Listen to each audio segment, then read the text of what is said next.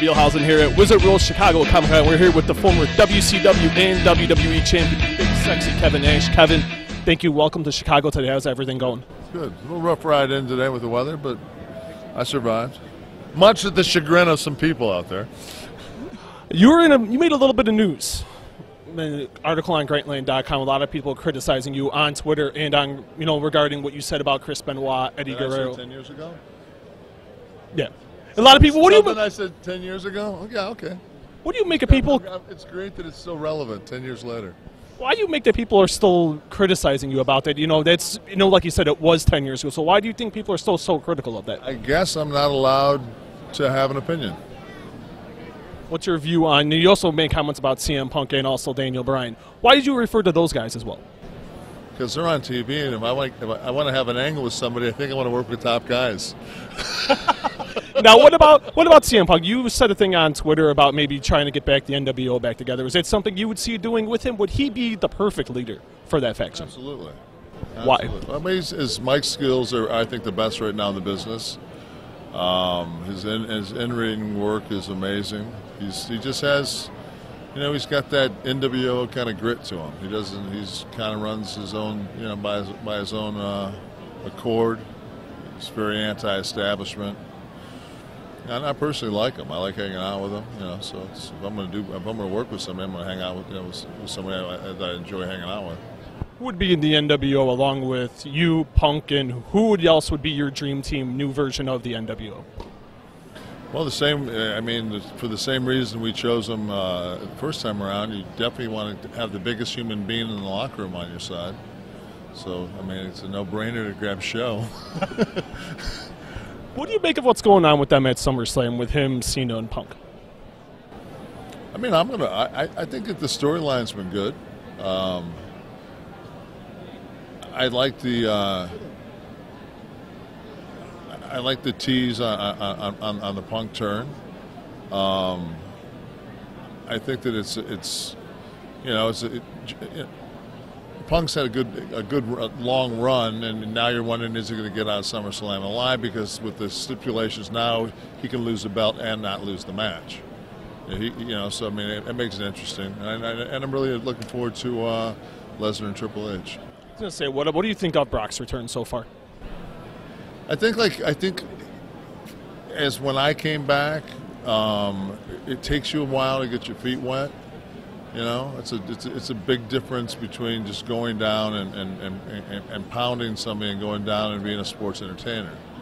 And I think that Brock looked a little nervous early, but the last couple of times I've seen him, I've seen Brock of old. So I just think it takes some time to get accustomed to.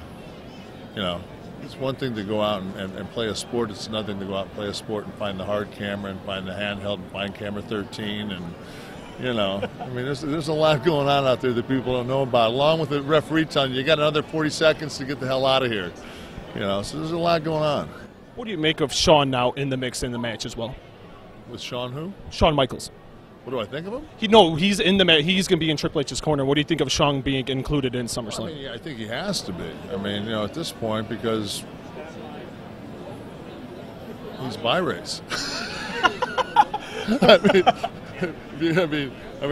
I've always said he's the greatest that's ever been in the ring. Somebody said the other day we were going over the thing about height. And they said, well, your buddy, Shawn Michaels. I said, Shawn Michaels like 6'1.5". Shawn Michaels wasn't a small guy. He just hung around with a 7-foot guy.